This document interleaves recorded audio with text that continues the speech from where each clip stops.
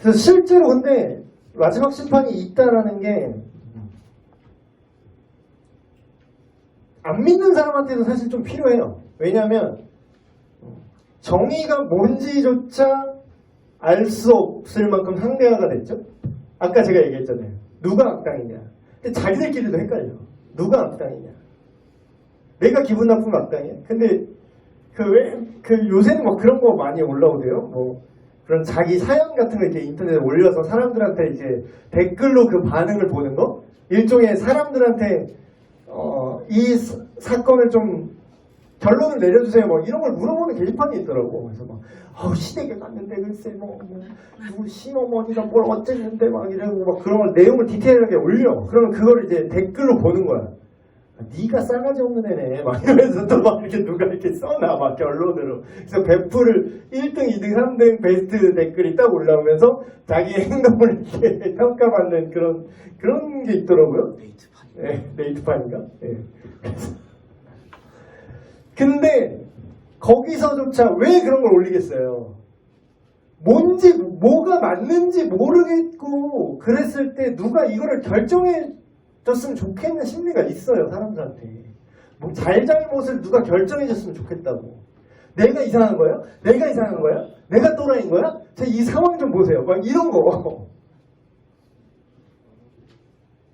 근데 마지막 심판이 있다라는 거는 사람들한테 어떤 말이든 심지어 안 믿는 사람한테도 큰 위로가 됩니다. 모든 것이 제자리를 찾게 된다라는 거구나. 그리고 또한 우리가 주기도문에 맨날 얘기하죠. 우리가 우리에게 죄 지은 자를 용서해 준 것 같이 우리의 죄를 용서해 주십시오. 용서받은 죄인으로서 자기 정체성을 다시 한번 뼈저리게 느낄 수 있어요. 와, 얼마나 무서워요?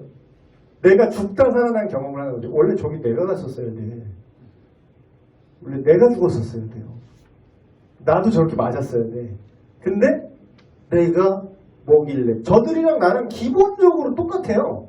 내가 저들보다 선했기 때문에 구원받는 게 아니라니까요. 내가 저들보다 더 나았기 때문에 내가 구원받는 게 아니라 오직 예수님의 그 공로로 내가 그 사랑을 깨달았고 하나님께서 나를 구원하셨기 때문에 살아남은 거지. 그러면 그런 사람은 어떻게 생각을 하게 될까요? 내가 잘나서 용서받은 게 아니야. 내가 잘나서 심판을 피한 게 아니기 때문에 다른 자들도 어떻게 해요?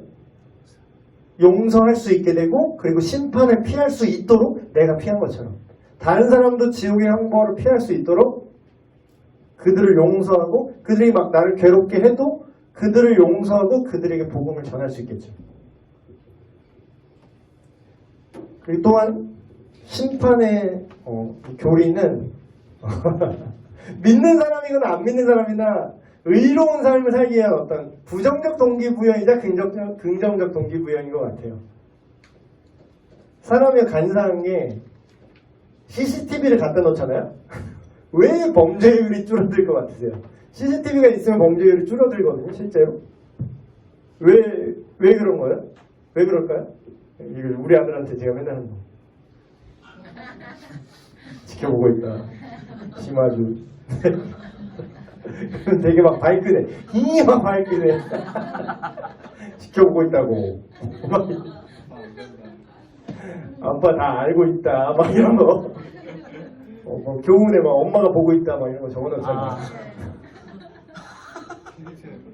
그러니까 우리 삶이 그러니까 누가 이거를 다 기록되고 있다면 사실 되게 창피한 게 많습니다.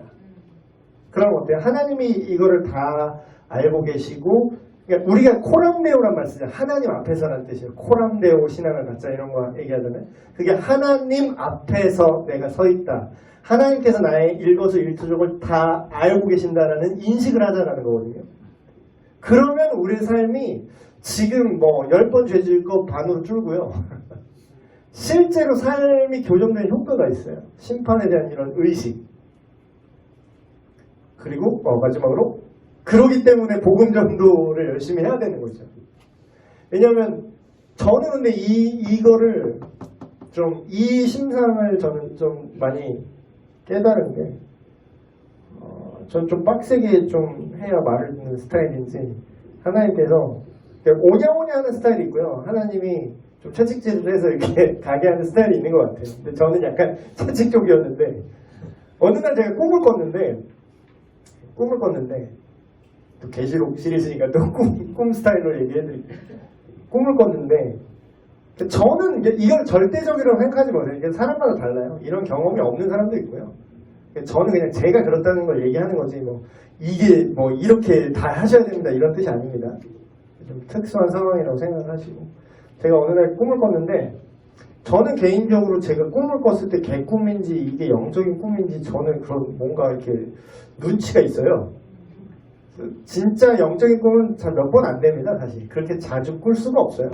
그래서 막 기적 드립 치시는 분들, 신비하는 거 쫓아다니시는 분들은 항상 매 삶을 그렇게 살려고 하시는데 실제로 성경에 나온 인물들이 요셉이 맨날 꿈의 사람인데 요셉 성경에 나온 그 세 번 꾼 게 다일 수도 있어요. 꿈을 꿨는데 영적인 꿈이니까 제가 얘기를 하겠죠? 개꿈이었으면 얘기를 안 해요. 꿈을 꿨는데 밤이에요. 밤인데 왜 그런 거 있잖아요. 영화 보면 그거 뭐라 그러지? 바다가 이렇게 나오는데 이렇게 그거 영화 용어 있는데 시점이 카메라 앵글이 위에서 헬기 막 드론에서 찍는 그 시점 이렇게 크게 당기는 아주 영화처럼 봤어요. 위에서 그러니까 내가 공중에서 이렇게 내려다보는 바다예요. 이렇게 떠서 영화 장면처럼 이렇게 화면이 보이는데 밤이에요. 밤. 되게 어두워요. 근데 바다가 그냥 이런 해안가가 아니라 완전 그냥 태평양 한가운데 같은 시꺼먼 바다 있죠. 되게 무서운 바다. 시꺼먼 바다. 바다 색깔이 있더라고 바다가. 검해요. 이게 깊은 데는 바다 색깔이 검해.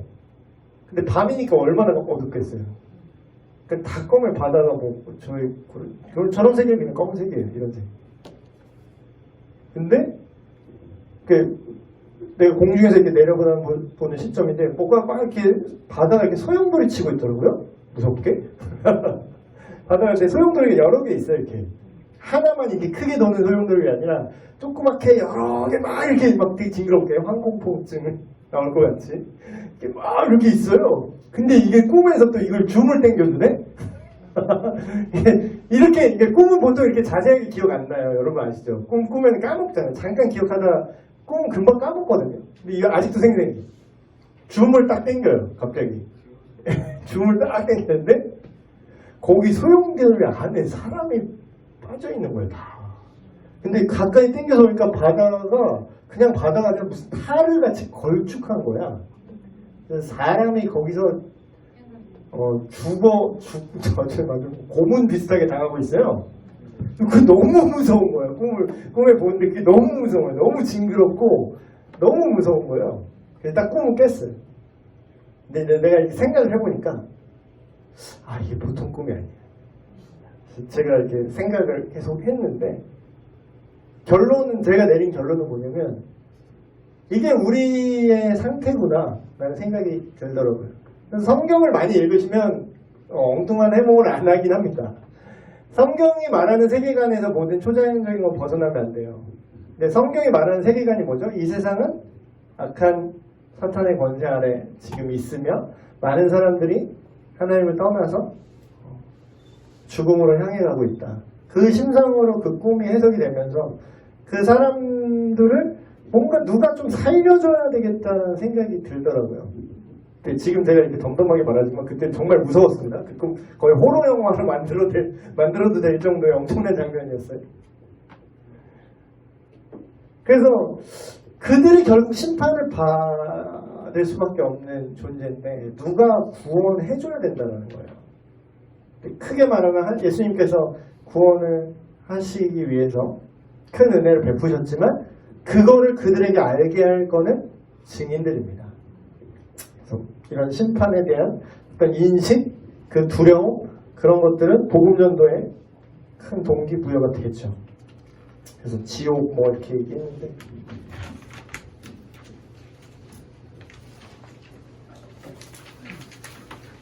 지옥은 실제 합니다. 지옥은 실제하고요. 왜냐하면 예수님이 대놓고 말했어요. 이거는 뭐 그냥 상상일 뿐이다. 비유다 뭐 어쩌고 뭐 이거는 그냥 은유다 이런 식으로 얘기하는 사람이 다 헛소리인 게 그냥 팩트는 역사적 실존 인물인 예수님께서 실제로 본인 육성으로 얘기를 하셨어요. 지옥에 대해서. 예수님이 하신 말씀을 이렇게 잘 살펴보니까 지옥에 대한 얘기를 상당히 많이 하셨습니다. 예수님이. 의외로 지옥 설교를 되게 많이 하셨어요. 예수님이. 우리가 잘 안 봐서 그렇지. 우리가 맨날 산상수훈만 좋아하고 막 그래. 오병이요 와요 막 이러지. 내가 너를 영원히 버리지 아니하겠노라 이런 것만 좋아하죠. 우리가 관심 없어서 안 봐서 그렇지 지옥 설교를 꽤 많이 하셨습니다. 그래서 분명한 실제로 얘기하고 있어요. 악한 자들은 끝까지 이 복음을 거절한 자들은 영원한 벌에 복음으로 의롭게 된 의인들은 영원한 생명에 들어갈 것이다. 그래서 실제로 지옥에 대한 표현을 보면요. 의식이 있는 상태에서 고통을 받습니다.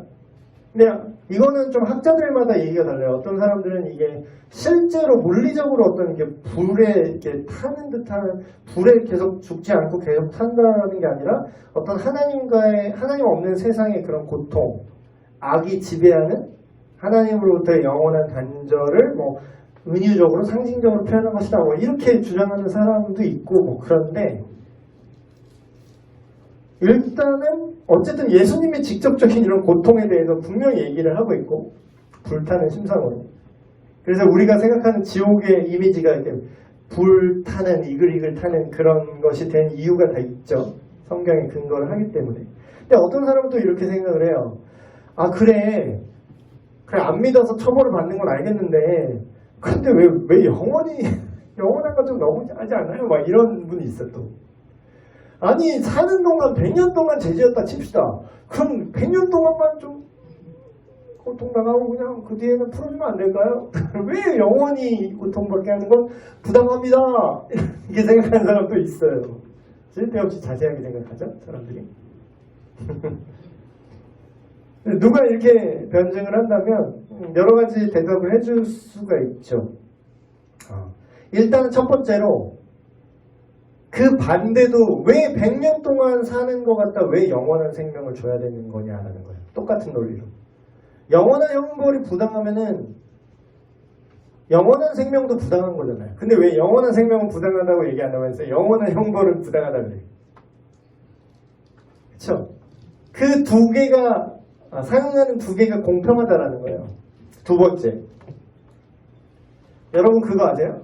죄를 내가 100년 동안 저지른 죄를 영원히 처벌하는 건 너무합니다. 이렇게 생각하면은 이런 생각을 해본 적 있어요. 우리가 가만히 생각을 해도 죄를 지을 때요.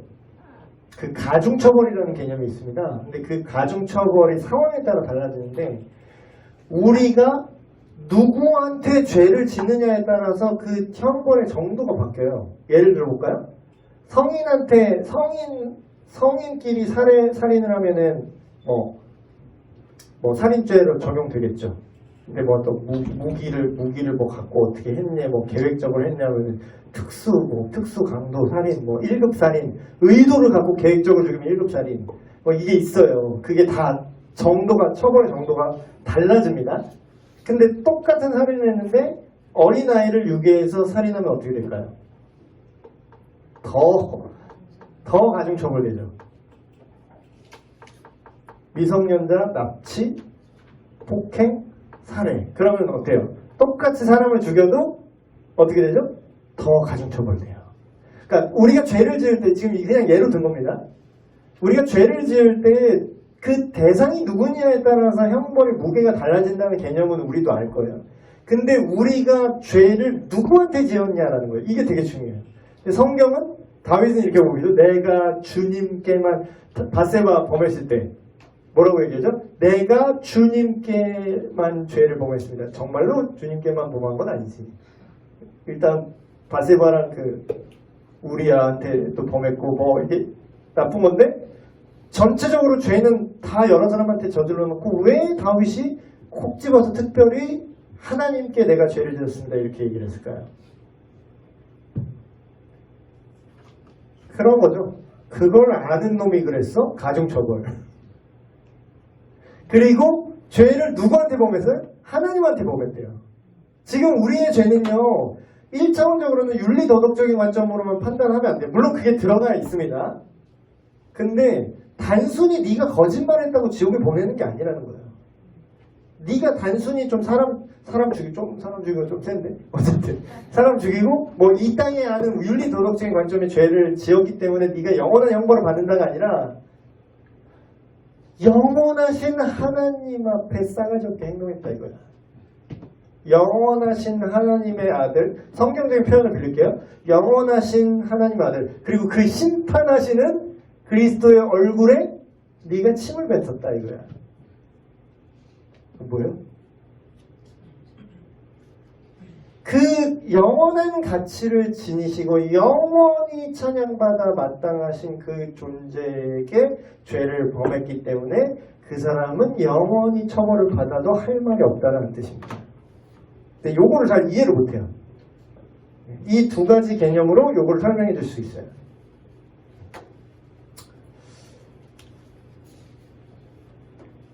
그래서 그 누구도요, 사실 마지막 심판날이 딱 되면요, 막상 되면요, 그 누구도 너무하다라고 말할 수가 없을 겁니다. 지금이야 모르니까 이런 말 하는 사람도 있지. 그날 오히려 공의로우신 하나님이 영원한 형벌을 내리는 걸 오히려 찬양하실 거예요.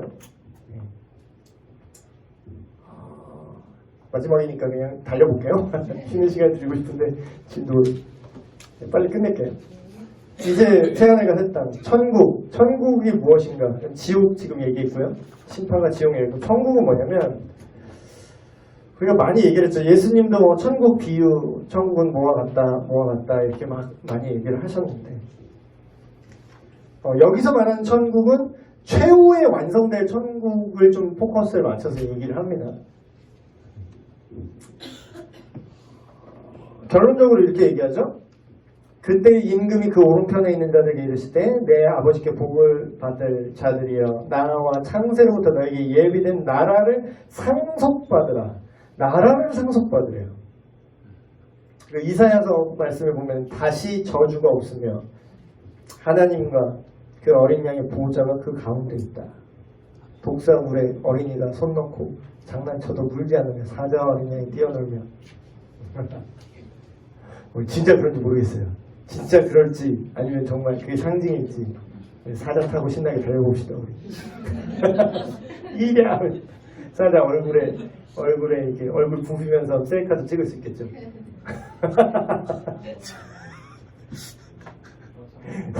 사자 입속에 병아리를 넣었다 뺐다 하면서 장난을 칠 수도 있겠고.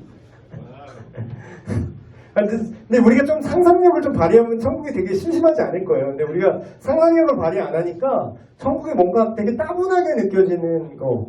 그럼 뭐 죄도 없고 갈등도 없으면 재미가 없지 않을까? 기승전결할 때 뭐 드라마도 중간에 갈등 있고 막 김치 싸다기도 좀 맞고 이래야 그게 해결되면 좀 이게 재밌지 재미없지 않을까? 이렇게 생각하는데 천국은 우리가 뭘 상상하든 상당히 재밌고 창의적인 곳이 될 거라고 기대를 해봅니다. 그래서 그 천국의 결국 새하늘과 새 땅은 뭐냐면요. 우리가 천국이라고 말한 건 하나님의 나라고 새하늘과 새 땅인데 그것은 뭐냐면 하나님의 존재가 가장 극명하게 드러나는 장소 내지는 하나님의 통치가 완전히 이루어지는 상태와 장소. 그럼 그동안을 하나님 못해서 안 하셨냐? 어떤 사람은 이렇게 오해해요. 그럼 지금 만들라고요. 지금 이런 사람이 있어. 근데 그런 사람한테 그 김남국 목사님 되게 속 시원하게 말씀하신 그분이 그랬어. 나는 가수다 너. 네, 그 노래가 그런 게 있더라고. 안 믿는 사람이 작곡한 노래인데 그 조율이라는 노래가 있대요. 잠자는 하늘님이야. 모르니까 안 믿는 사람이 모르니까 하나님을 잘 모르니까 그냥 그 사람은 아마추어잖아요. 모르고 프로고 모르니까 이해할 수 있어요. 하늘님이래. 그냥 뭔지 모르는 신적 존재한테 이 노래를 하는 거예요. 잠자는 것 같다는 거예요. 신이. 그러니까 잠자니까 지금 세상이 개판이라는 거야. 잠자는 하늘님이여 조율 한번 해주세요. 그럼 이 세상을 좀 악한 세상을 좀 세팅해달라는 거예요. 근데 그 노래를 들은 김광국 목사님이 이렇게 말했습니다. 조율해? 너부터 뒤져. 지금 싹 다 뒤져볼까? 지금 조율해? 지금 하나님 나라 만들어? 그럼 싹 다 숙청이야. 그 과격하게 얘기하시긴 하셨지만 저는 성경의 내용을 알면 그 말 무슨 뜻인지 알아요. 왜냐하면 왜 지금 완전한 통치가 이루어지지 않느냐? 지금 하실 수도 있어요. 그러면 피바람이 불어야 되는데 그럼 하나님이 왜 지금 하나님 나라를 당장 안 만들죠? 당장 만들려면 심판을 지금 해야 돼요. 근데 하나님이 왜 심판을 늦추시죠? 왜 재림이 늦어지죠? 왜 바로 안 오죠? 한 사람이라도 더 회개하고 돌아오길 기대하는 하나님의 마음 때문에 그렇습니다. 근데 이때는 이미 그게 끝났잖아요. 완성됐어 이미. 하나님 나라 임했어. 그럼 뭐예요? 그때는 모든 것이 다 조율되어 있습니다. 하나님의 통치가 완벽하게 이루어지는 장소와 상태예요. 하나님의 뜻과 의도가 완전히 구현되는 상태. 무엇을 상상하든 가장 좋은 것, 가장 아름답고 가장 선하고 제일 좋은 것을 경험하게 될 겁니다. 천국은 단순한 정신적 상태가 아니라 장소임이 분명하다. 또 오히려 이 반대라서 제가 많이 설명을 해드렸는데 죽은 다음에 가는 장소로만 생각을 하시니까 이제 하나님께서 다스리는 실질적인 우리 마음의 통치 상태 그런 걸 제가 말씀을 드렸는데 여기서는 이 마지막 때를 집중해서 얘기하기 때문에 분명히 정신적인 상태이기도 해요. 하나님이 천국에 있는 모든 사람들의 삶을 다스리시고 그 모든 사람은 하나님을 사랑하는 사람들일 거고 천국에 있다면 그런가 동시에 분명히 공간과 시간으로 구성된 어떤 물질적인 장소임이 분명하다라는 거예요. 예수님의 말씀입니다. 내 아버지 집에 거할 곳이 많도다. 여기는 계시록이 아니에요. 예수님이 말씀하신 걸 기록한 복음서입니다. 그럼 뭐예요? 이거는 상징 언어가 아니라 실제 언어로 예수님이 얘기를 하신 거예요. 내 아버지 집에 머무를 곳이 많다. 그렇지 않으면 너에게 일렀으리라. 내가 너희를 위하여 어떤 거처를 예비하러 간다. 이걸 영어 성경 번역하면 거처를 뭐라고 번역을 해놨냐면 맨션이라고 해놨어요. 맨션. 맨션이 뭐예요? 여기 보면 가현 맨션 뭐 있죠. 거주지라는 뜻이잖아요. 실제로 공간이 있다는 뜻이에요. 맨션이라는 거예요. 그래서 우리를 화성으로 이주시키려고 하시나? 테라포밍을 해갖고 그래서 사이언톨로지 신은 외계인일 것이다 이런 사람 또 이거를 또 어떻게 생각해서 예수님이 오버 테크놀로지의 존재인데 인간이 거주할 곳을 이제 우주 어디 행성을 또 이렇게 보내시는 건지 뭔지 모르겠어요. 그런 디테일은 우리가 음모론처럼 생각할 필요는 없어. 근데 분명한 건 예수님이 약속했다는 거예요. 거처로서의 어떤 가서 너희를 위하여 거처를 예비하면 내가 다시 와서 너희를 내게로 영접하여 나 있는 곳에 너희도 있긴 하리라. 근데 이제 저도 이거 보면서 되게 웃겼던 거는 러시아 최초로 우주로 나간 사람이 러시아 사람이잖아요. 우주 공간으로 나간 사람 러시아 출신 우주인이 최초로 우주에 가서 돌아와서 했던 말이 있대요. 여기 써놨는데 러시아의 첫 번째 우주 비행사가 우주로부터 돌아와서 한 말인데 뭐라고 얘기했냐면 하나님 내가 올라가 봤는데 내가 하늘 위로 올라가 봤다 이거야. 내가 천국에 있을 거는 저 하늘 위로 내가 올라갔다 내려와 봤는데 하나님도 못 봤고 천국도 없더라 라고 이렇게 말을 했대요. 근데 이건 엄청난 도발인데 근데 이건 실제로 그런 건가? 그게 아니라 제 생각엔 그래요. 그의 사회주의 이념, 러시아 사람이잖아요. 그의 사회주의 이념, 사회주의자는요 어떤 생각을 갖고 있냐면요 유물론이에요. 유물론 사상은 뭐냐면요 모든 것은 물질이고 신이 없다는 뜻입니다. 그러면 이 프레임을 갖고 나가서 보니까 하나님도 없고 신도 없다고 본인이 느낀 거지. 그건 네 생각이고. 장기하 씨가 그런 멋진 곡을 만들었죠? 그건 네 생각이고 이런 노래도 있어요. 되게 사람 얄밉게 하는 노래예요. 그게 네 생각이고. 그러니까 자기 세계관이 그렇기 때문에 그런 거짓된 어떤 비틀린 그런 평가일 뿐이고, 보이지 않는 영적인 세계가 있는데 심지어는 우리는요, 우리 육안으로 관측할 수 없는 물질 세계조차 우리 육안으로 다 못 보는 거 아세요? 영적인 세계는 말할 것도 없겠죠. 영적인 세계는 말할 것도 없고, 우리가 뭐 우리의 영혼, 사람이 죽을 때 영혼이 떠나는 걸 뭐 볼 수 있어요, 우리가? 못 보잖아요.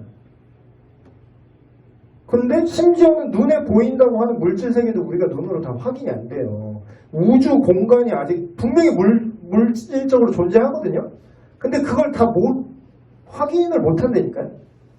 그런 한낱 인간이 무슨 우주에 껄쩍 조금 이렇게 테두로 올라가면서 봤더니 없더라. 어디를 헛소리를 하고 있어. 인간의 한계를 오히려 생각을 해야 되는 거죠. 결론적으로 물리적인 창조 세계가 회복될 것이고, 우리는 그곳에서 계속해서 존재를 유지하면서 활동을 영위할 것이다. 네. 이거는 좀 사람들마다, 신학자들마다 의견이 분분한 게 있는데, 이 땅이 완전히 파괴될 것이냐, 아니면 대체될 것이냐, 아니면 단순히 변화되거나 무슨 회복될 것이냐, 리스토어의 개념일 것이냐, 여러 가지 해석의 차이가 있는데, 그나마 성경적인 거는 이 땅이 완전히 부서지거나 막 우리가 우주로 이주를 하거나 이런 개념은 아닐 것 같아요. 왜냐하면 일단 이 지구를 처음에 하나님이 창조를 하셨을 때 보시기에 심히 좋았더라라고 하나님이 평가를 하고 있기 때문에 그 태초에 좋았던 상태를 다시 회복하시거나 재구성하신다. 그리고 실제로 계시록을 보면은 천국이 하늘에서 내려오는 심상을 씁니다. 물론 그게 심상이라는 게 좀 껄쩍지근 하지만 그래서 천국의 부피를 물질적으로 계산을 해놓은 거 아세요? 계시록에 스타디온이라는 단위를 써요. 근데 그게 몇 스타디온 어쩌고 뭐 이렇게 얘기했는데, 그게 실제로 시까지 그냥 건너뛰어버렸네. 길이, 너비, 높이 정사각형으로 돼 있고, 한쪽의 길이가 지금 우리 단위로 환산하면 2250km씩 된대요. 2250km, 2250km, 높이 2250km 되는 뭔가 부피와 공간을 가진 어떤, 뭐라고 설명해야 되나? 어떤 상태라고 해야 되나? 어떤 지역이라고 해야 되나? 어쨌든 이런 개념이 하늘에서 내려와서 이 땅에 안착해서 거기서 하나님 나라가 이루어져서 산대요. 물론 이게 심상일 수도 있고 뭐 그냥 문자적으로 볼 수도 있고 뭐 여러 가지 해석이 있는데, 어쨌든 이 성경에 이런 구체적인 치수까지 나온 거는 뭐냐? 적어도 눈에 보이는 물질적인 세계일 것이다, 천국은. 그래서 여러분 오해하는 것 중에 하나가, 천국에 대해서 크게 오해하는 것 중에 영적인 세계라고 보는 건 성경적인 해석이 아닙니다. 천국이 그냥 영의 세계야. 눈에 보이지 않고 천국은 저기 그냥 영혼들만 가는 곳이야. 이렇게 착각하는 분들이 있는데 그렇지 않아요. 완성될 하나님 나라는 분명히 물질적인 측면을 얘기하고 있다. 그래서 이런 새로운 창조, 새하늘과 새 땅에 대한 얘기는 아까도 얘기했죠? 투자를 어디다 해야 된다고요? 그래서 성경을 읽다가 그 이해 안 되는 비유 중에 그거 하나 있어요. 그 주인 돈 맡은 그 종인데 막 주인한테 걸렸어. 내가 삥땅 친 거 걸렸어. 근데 걸려서 이제 너 이제 쫓겨날 것 같으니까 이 종이 어떻게 하냐면 주인한테 빚진 사람한테 다 그걸 다 그냥 까줘요. 지 것도 아닌데. 그러면 주인은 열받아야 되잖아 원래. 네가 뭔데 내가 얘한테 받을 돈을 네가 탕감해줬다고? 하고 화가 나야 되는데, 그 비유에서는 주인이 칭찬을 해줘 오히려. 난 이게 너무 이해가 안 됐어. 처음에 이 성경을 볼 때 이게 뭔 얘기야. 이 상식 밖의 비유를 하시는 거야. 왜 칭찬을 하지? 아니 왜 칭찬하는 거야? 난 이해가 안 돼. 근데 알고 보니까 이게 천국 비유더라고요. 그러니까 이 비유가 말하고자 하는 건 이거예요. 지금 나는 이 집주인 종으로 있지만 이제 곧 내가 여기서 쫓겨나서 다른 차원의 삶을 살아야 돼. 그럼 뭐야? 지금 여기 있는 것들을 사용해서 그 다음에 내가 어떻게 살지를 신경 쓰는 거예요, 지금. 내가 지금 여기서 이 집 종으로 내가 돈 맡아서 관리하고 있는데 내가 어차피 쫓겨날 거니까 쫓겨나면은 그 사람들, 밖에 사람들을 만나는데 얘다 내가 그 사람들한테 인심이라도 쓰면은 내가 쫓겨나도 그 사람들이 나를 좋아하겠지? 근데 이거를 집주인은 얘 머리 잘 돌아가네. 이렇게 판단을 한 거예요.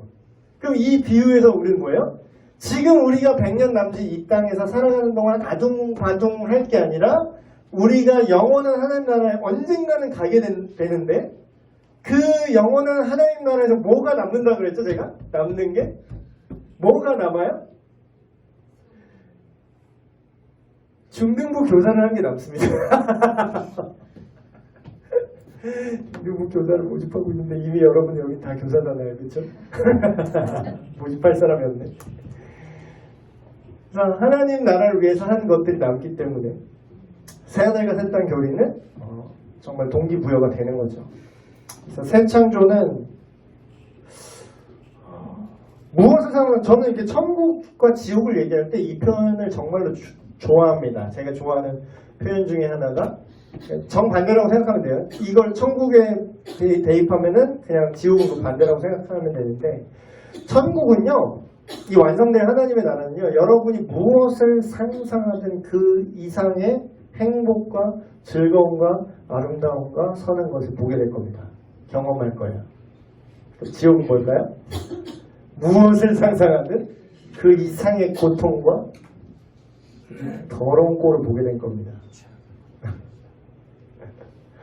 그러니까 이런 거 얘기하면 내가 위협하는 게 아니라 성경에 써있다고.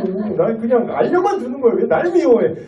나는 그냥 전령이라고. 내 전달했는데 왜 내 쌀내기를 때리냐고. 나는 그냥 열받지 않게 잘 전달하는 것도 테크닉이겠죠.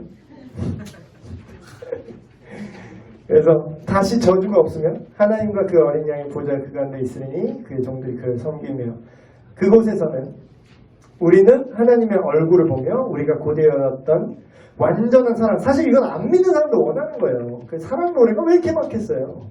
사실 원하는 거예요. 자기들도 진정한 사랑을.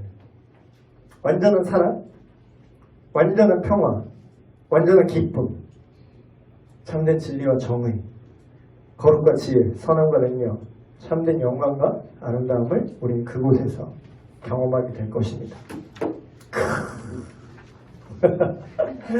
여러분 수고 많으셨고요. 여기 같이 가야 말이죠. 혹시 자신 없으신 분들은 그 기독론 다시 펼쳐서 열심히 한번 보시고 오랜 시간 동안 이렇게 거의 1년, 방학 다 포함이지만 거의 1년의 기간 동안 여러분 이렇게 끝까지 달려오신 여러분 너무 수고하셨고 이거를 이렇게 끝났다라고 다 버리지 마시고 이렇게 처를 해놓으셔서 여러분이 특별히 신학교를 따로 또 가실 거면은 모아두실 필요는 없어요. 또 배울 거니까. 근데 여러분이 굳이 신학교를 또 가고 싶지 않다 하신 분들은 이 받았던 교원만 잘 이렇게 처를 해놔서 누가 이제 질문한다거나 여러분의 자녀들이 갑자기 훅 찌르는 질문한다거나 했을 때 뒤적뒤적 해갖고 잘 대답해 줄 수 있는 여러분이 됐으면 좋겠습니다. 여러분 고생 많으셨고요. 광고를 하면은 다음 주는 모임은 없고 그 다음 주 마지막 주일 있죠? 29일 그때 우리 마지막 어떤 종강 파티라고 할까요? 그래서 좀 자유롭게 먹으면서 좀 대화할 수 있는 시간 Q&A 아닌 Q&A 이런 거 하면 좋을 것 같아요. 교리반 하면서 이런 거 궁금했던 거나 앞으로 어떻게 우리는 해야 될까요? 라거나 네, 기도하고 마치겠습니다. 하나님 아버지 감사합니다. 우리가 1년의 시간 동안 이렇게 시간을 들여서 하나님을 알고자 하나님이 어떤 분이신지 하나님께서 어떤 일을 하셨고 하나님께서 앞으로 어떤 일을 하실 것인지 우리가 성경을 통해서 계속해서 배웠습니다. 하나님 우리가 단순히 지식으로만 알고 그냥 넘어가는 것이 아니라 이것이 우리의 삶의 방향과 우리의 생각과 우리가 하는 모든 행동과 결정에 영향을 미치도록 하여 주시옵소서.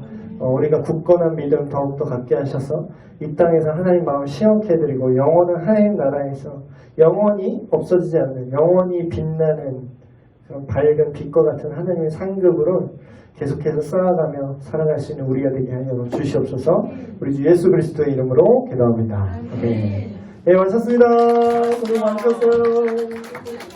누구 보내세요?